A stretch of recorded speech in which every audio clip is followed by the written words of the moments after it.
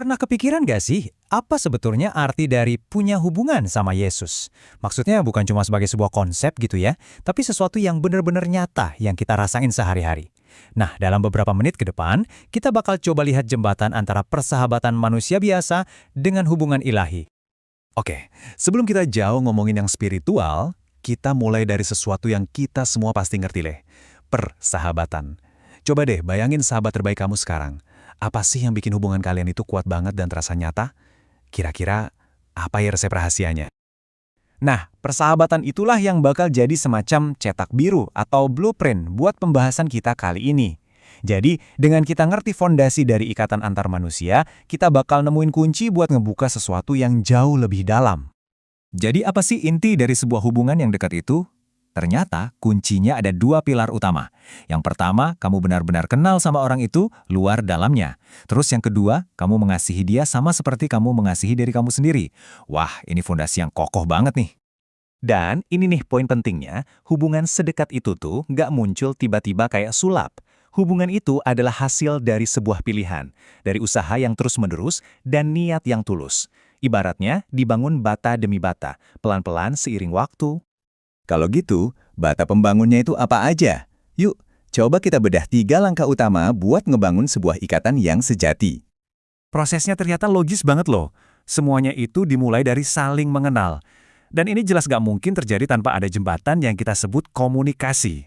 Nah, kalau pengenalan dan komunikasinya itu tulus, buahnya ya kasih yang mendalam. Sebuah siklus yang indah banget kan? Coba lihat, betapa krusialnya peran komunikasi di sini. Tanpa ada dialog yang intensif dan lancar, jembatan itu nggak akan pernah kebangun. Hubungan yang harmonis, entah itu sama teman atau siapapun, ya bergantung banget sama aliran komunikasi yang terbuka.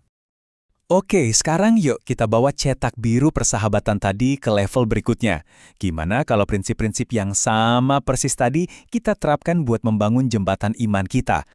Dan ternyata prinsipnya itu sama persis.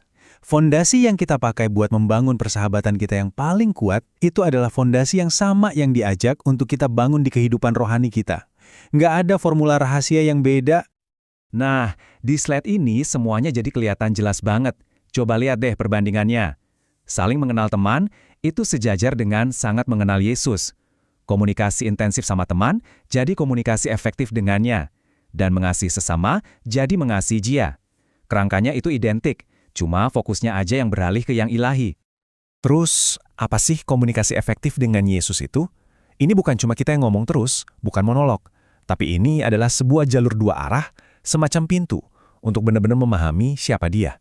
Yang pada akhirnya, yaitu yang memungkinkan kita buat punya hubungan yang otentik dan dekat sama Dia. Semua pembahasan kita ini, pada akhirnya membawa kita ke satu pertanyaan yang paling inti.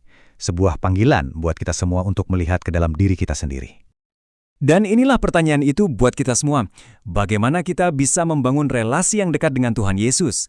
Ini bukan lagi sekedar teori ya, tapi lebih ke sebuah undangan pribadi buat kita untuk memulai perjalanan ini. Jadi, tujuan dari materi ini sebenarnya bukan untuk ngasih semua jawaban secara instan, tapi lebih untuk membekali kalian semua dalam perjalanan menemukan jawaban pribadi kalian sendiri atas pertanyaan penting tadi. So, anggap aja ini bukan sebuah akhir, tapi justru sebuah gerbang, sebuah titik awal. Perjalanan kamu untuk membangun hubungan yang lebih dalam dengannya itu nggak dimulai besok atau lusa, tapi dimulai tepat saat ini. Pertanyaannya, apakah kamu siap buat melangkah?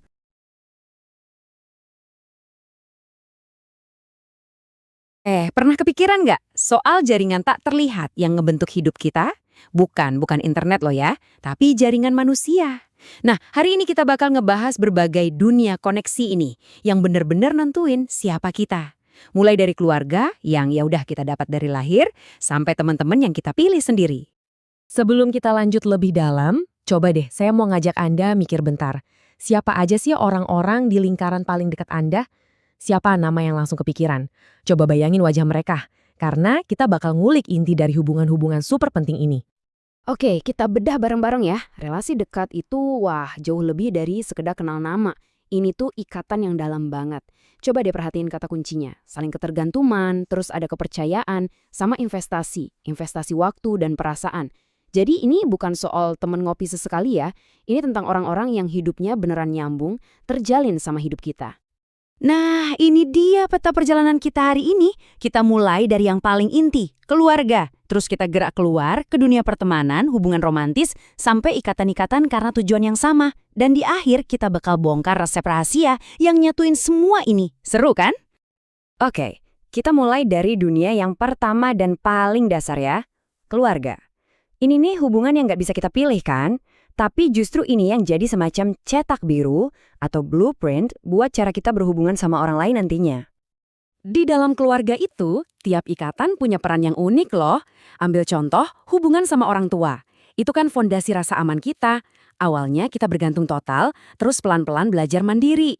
Nah, pola ini sering banget ngebentuk ekspektasi kita soal rasa aman di hubungan pas kita dewasa. Terus, saudara kandung, wah, mereka itu gym sosial pertama kita, tempat kita belajar bersaing, berbagi, sampai saling ngelindungin. Kalau keluarga besar, mereka yang nyambungin kita ke cerita yang lebih gede, ke jaringan yang lebih luas, yang ngasih kita semacam identitas. Oke, dari keluarga, sekarang kita pindah ke lingkaran berikutnya. Ini dunia yang kita bangun dengan sadar. Yap, kita lagi ngomongin persahabatan. Keluarga yang kita pilih sendiri. Ngomongin persahabatan itu nggak bisa dipukul rata ya. Ada lapisannya, kayak bawang gitu.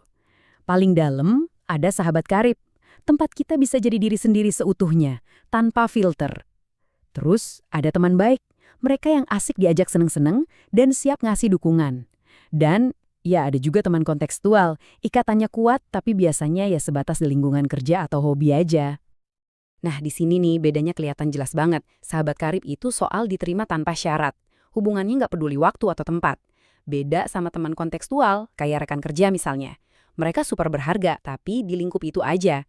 Dukungan mereka penting banget di tempat kita ngabisin banyak waktu. Jadi dua-duanya penting, tapi buat ngisi kebutuhan yang beda-beda di hidup kita. Kita lanjut lagi ya. Gimana nih kalau hubungan pilihan ini berkembang ke level selanjutnya? Nah, kita masuk ke dunia koneksi romantis. Ini juga hubungan pilihan, tapi dengan tingkat keintiman dan komitmen yang unik banget. Hubungan romantis itu seringkali kayak sebuah perjalanan ya kan? Dimulai dari pacaran, itu fase eksplorasi, fase penemuan.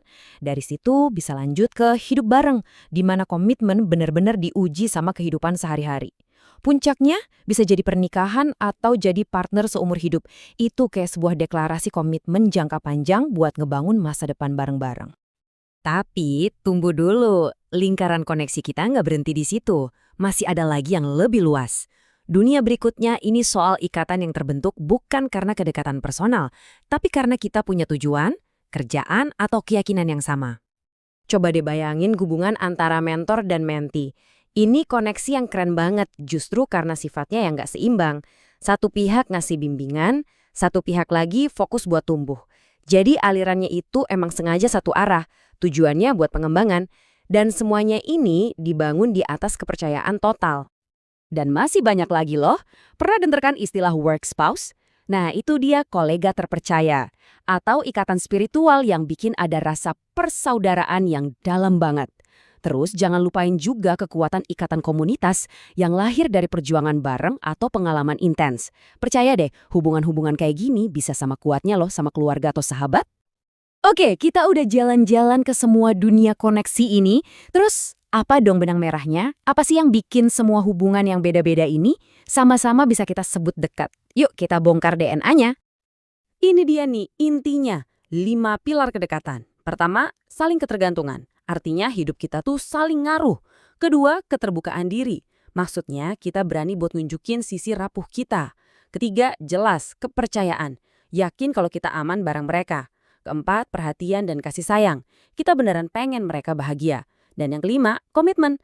Keputusan sadar buat terus ngerawat ikatan ini. Nah, ini dia resep rahasianya. Kalimat ini benar-benar ngerangkum semuanya. Intinya, kualitas hubungan itu nggak diukur dari berapa lama atau apa labelnya, tapi dari sedalam apa kepercayaan, perhatian, dan komitmen yang kita bangun bareng-bareng. Jadi, setelah kita ngebahas semua ini, saya mau ninggalin satu pertanyaan buat Anda. Coba deh pikirin lagi, keluarga, teman, pasangan, atau kolega Anda. Dari semua itu, hubungan mana sih yang lagi Anda bangun dan rawat secara aktif hari ini? Karena pada akhirnya, ya itulah yang paling penting. Makasih banyak udah nyimak.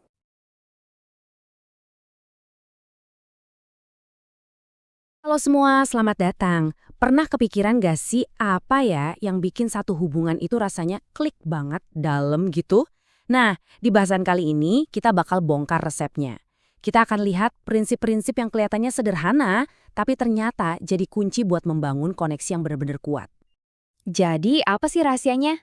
Apa yang bikin beda antara cuma kenal sama sahabat sejati? Penasaran kan? Yuk, kita bedah bareng-bareng. Oke, langkah pertama, kita harus sepakat dulu nih sama tujuannya. Ibarat mau bangun rumah, kita harus tahu dulu rumah kayak apa yang kita mau, kan? Jadi, mari kita mulai dari yang paling dasar. Apa sih sebenarnya definisi dari hubungan dekat itu? Nah, ini dia definisinya. Ternyata hubungan dekat itu punya dua elemen kunci. Yang pertama, kita mengenal orang lain secara mendalam.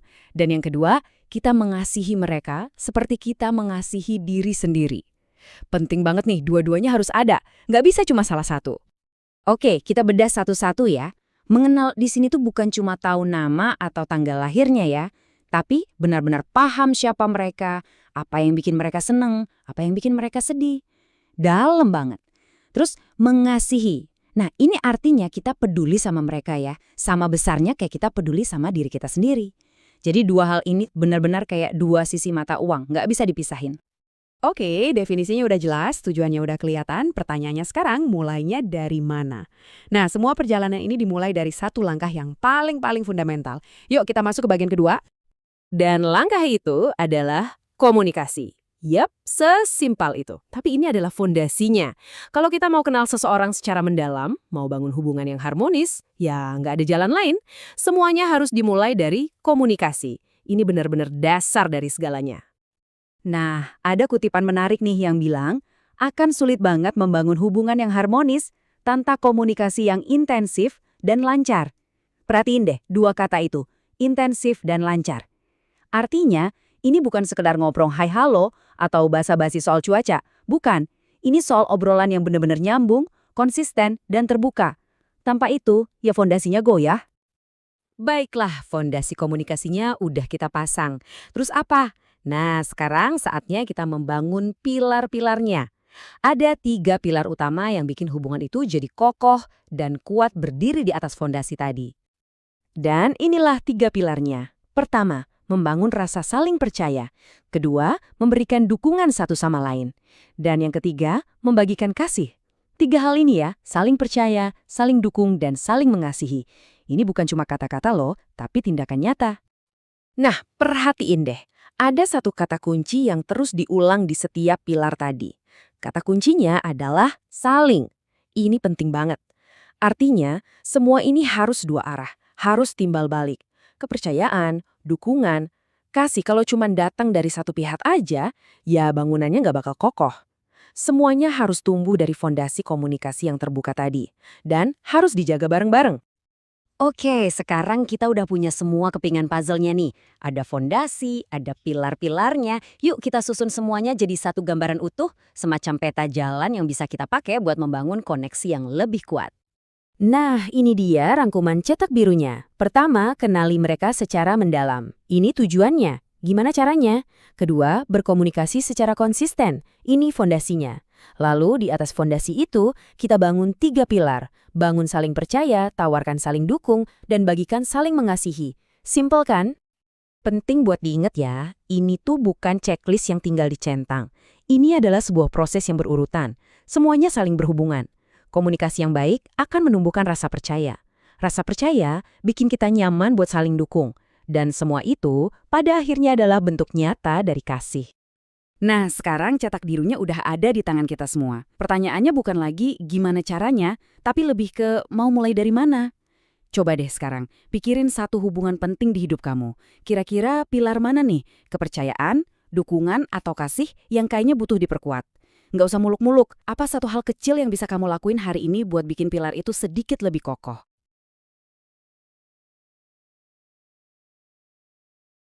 Oke, selamat datang kembali. Hari ini kita bakal coba lihat sebuah konsep yang penting banget, tapi dari dua sudut pandang Alkitab yang ya kelihatannya beda, tapi sebenarnya nyambung banget. Yuk, kita mulai dulu dengan pertanyaan yang mungkin pernah kita semua pikirkan. Pernah nggak sih Anda bertanya-tanya, Apa yang bisa bikin seseorang rela meninggalkan semuanya, benar-benar semuanya, demi sebuah tujuan yang sangat sekali baru? Nah, untuk yang pertama, kita bakal lihat sebuah kisah yang dramatis banget. Ini soal panggilan pribadi yang kita temukan di Injil Matius. Coba deh, bayangkan sejenak. Ada Simon Petrus dan Andreas. Mereka ini nelayan ya, lagi sibuk banget sama pekerjaan mereka sehari-hari, menebar jala, rutinitas biasa lah. Tiba-tiba nih, di tengah kesibukan mereka itu, Yesus datang. Dan dia datang dengan sebuah ajakan yang kelihatannya sederhana, tapi wow, dampaknya luar biasa. Yang menarik di sini, kan ceritanya bukan dimulai dari para murid yang lagi cari-cari guru. Justru sebaliknya, Yesus yang berinisiatif datang dan menemukan mereka. Oke, sekarang mari kita bedah lebih dalam. Apa sih yang bikin jawaban atau respons mereka itu jadi begitu luar biasa? Kenapa ini jadi momen yang penting banget? Jadi, kalau kita pecah-pecah nih peristiwanya, ada 3 bagian kunci. Pertama, inisiatifnya datang dari Yesus. Dia yang samperin duluan. Kedua, responsnya itu langsung. Nggak pakai mikir lama. Mereka langsung tinggalin jala, perahu, bahkan keluarga mereka. Dan yang ketiga, mereka dikasih sebuah tujuan baru yang benar-benar mengubah hidup mereka. Dan tujuan baru itu dirangkum dalam satu kalimat yang kuat banget. Aku akan menjadikan kamu penjala manusia.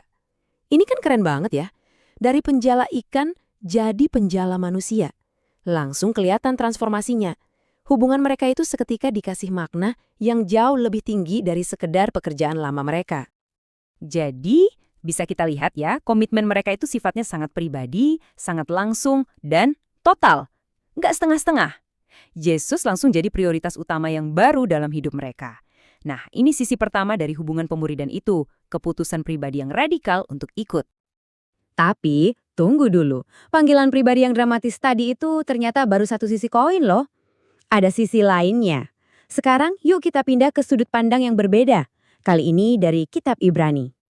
Nah, di sini kita bakal lihat gimana sih hubungan pribadi yang sudah dimulai tadi ternyata dihidupi dan dikuatkan justru di dalam sebuah komunitas, bukan sendirian. Yang bikin ini menarik banget, Kitab Ibrani itu menggambarkan kedekatan dengan Tuhan bukan sebagai sebuah perjalanan solo, bukan petualangan sendirian, tapi justru sesuatu yang harus dipupuk bareng-bareng bersama-sama. Teksnya bahkan ngasih tahu cara-cara yang spesifik dan aktif. Gimana sih komunitas ini bisa saling mendukung iman anggotanya? Ya, dengan cara berpegang teguh pada pengharapan bersama, saling mendorong untuk berbuat baik, nggak pernah meninggalkan pertemuan ibadah, dan yang penting juga, saling menasehati dan menguatkan satu sama lain. Jadi, fokusnya di sini agak geser ya. Bukan lagi soal satu momen keputusan besar, tapi lebih ke praktek sehari-hari yang terus-menerus. Kedekatan itu dijaga lewat apa? Lewat kesetiaan bersama, ibadah bareng, dan dukungan timbal balik. Oke, sekarang kita sudah lihat 2 ide nih, panggilan pribadi yang radikal dan kekuatan komunitas. Kelihatannya beda kan? Tapi mari kita lihat gimana keduanya ini justru membentuk satu gambaran yang utuh. Gampangnya begini, panggilan pribadi yang kita lihat di Matius itu butuh dukungan komunitas yang kita lihat di Ibrani. Komitmen pribadi yang radikal itu ya akan menemukan kekuatan dan keberlanjutannya justru di dalam komunitas yang suportif. Keduanya saling melengkapi. Atau kita bisa pakai analogi lain.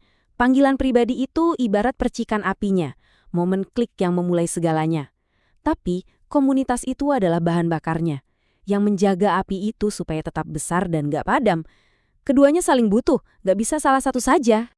Nah, ini membawa kita ke sebuah pertanyaan refleksi untuk kita semua. Kalau begitu, bagaimana ya panggilan pribadi dan kekuatan komunitas ini bisa menyatu dalam hidup kita masing-masing hari ini? Gimana kita menyeimbangkan komitmen individu kita dengan dukungan dari orang-orang di sekitar kita? Coba kita renungkan.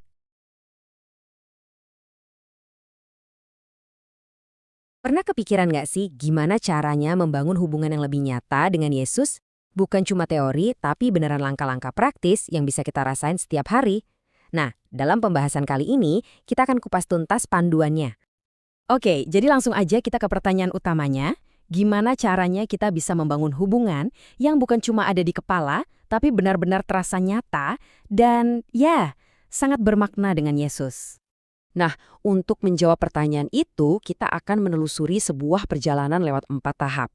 Kita akan mulai dari percikan api pertamanya, persis seperti yang dialami para murid. Lalu, kita akan bangun fondasi dari dalam diri yang kokoh. Setelah itu, kita lihat gimana cara menjaga koneksi itu tetap hidup, dan terakhir bagaimana semua ini akhirnya kelihatan dari perbuatan kita sehari-hari. Mari kita mulai dari awal. Bagian pertama, percikan awal. Kita akan coba kembali ke momen saat Petrus, Andreas, Yohanes, dan Yakobus pertama kali mendengar panggilan itu. Kira-kira apa ya yang bisa kita pelajari dari ya mereka yang super spontan dan langsung mengubah segalanya itu? Dan ternyata di balik ya yang kedengarannya simpel itu, ada 2 pilar yang super kuat. Di satu sisi, ada kepercayaan yang luar biasa. Coba bayangin, mereka ninggalin semua yang mereka kenal.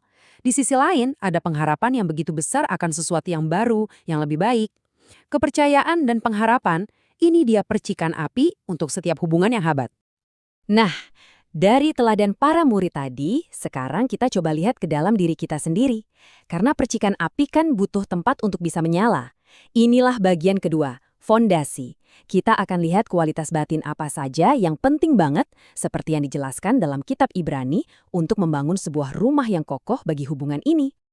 Kitab Ibrani pasal 10 itu seolah-olah ngasih kita resepnya. Ada 3 bahan utama. Pertama, hati yang tulus dan iman yang benar-benar teguh, ini dasarnya. Kedua, kita harus pegang erat pengharapan kita, jangan sampai goyah. Dan ketiga, ini nih yang penting banget prakteknya, adalah saling memperhatikan dan mendorong dalam kasih. Ketiga hal ini yang menciptakan fondasi batin yang gak akan gampang runtuh. Oke, fondasi udah kuat. Terus gimana? Gimana caranya kita merawat dan menumbuhkan hubungan ini setiap hari? Kita masuk ke bagian ketiga, koneksi. Nah, ini adalah bagian yang paling praktis, tentang bagaimana kita menjaga dialog itu supaya tetap berjalan dan hidup. Ada 3 jalur komunikasi utama, dan ini kalau dijalani bisa jadi ritme yang indah banget loh. Pertama lewat doa, ini giliran kita yang ngomong. Kedua, pas kita baca kitab suci, ini saatnya kita belajar dengerin. Nah, yang ketiga, dengan melakukan firman-Nya, ini cara kita ngejawab atau merespons. Jadi, ngomong, dengerin, respons. Siklus ini yang bikin koneksinya jadi hidup terus, jadi dinamis. Sekarang, kita sampai di puncak dari perjalanan ini. Kalau hubungan ini memang nyata di dalam hati, wujudnya di dunia luar tuh kayak apa sih? Inilah bagian terakhir kita, ekspresi, yaitu bagaimana iman kita diterjemahkan menjadi kasih bagi sesama. Dan ini dia kuncinya. Hubungan yang personal dengan Yesus itu nggak bisa cuma disimpan buat diri sendiri, justru harus meluap keluar. Wujud nyatanya terlihat dari mana? Ya, dari cara kita membangun hubungan yang harmonis dengan semua orang di sekitar kita, tanpa sekat, tanpa memandang siapa mereka atau dari mana asalnya. Dan kutipan dari Matius ini benar-benar merangkum semuanya dengan sangat kuat. Yesus seolah-olah bilang gini, cara kalian memperlakukan orang yang paling kecil, yang paling tersingkirkan, yaitu sama saja seperti cara kalian memperlakukan aku. Jadi ini bukan lagi kiasan ya. Tindakan kasih kita ke sesama secara harfiah adalah tindakan kasih kita kepadanya. Jadi kita sudah lihat ya keseluruhan perjalanannya. Dimulai dari percikan kepercayaan para murid, lalu dibangun di atas fondasi hati yang tulus, dirawat lewat komunikasi yang aktif, dan puncaknya diekspresikan secara penuh melalui tindakan nyata kita kepada orang lain setiap hari. Semuanya saling nyambung. Kita sudah lihat keempat langkah ini. Percikan awal, pondasi yang kokoh, koneksi yang hidup, dan ekspresi kasih yang nyata. Jadi pertanyaannya sekarang bukan lagi gimana caranya, tapi lebih ke kapan kita memulainya. Dari keempat langkah ini, kira-kira langkah mana yang akan Anda ambil hari ini untuk memulai atau memperdalam perjalanan Anda?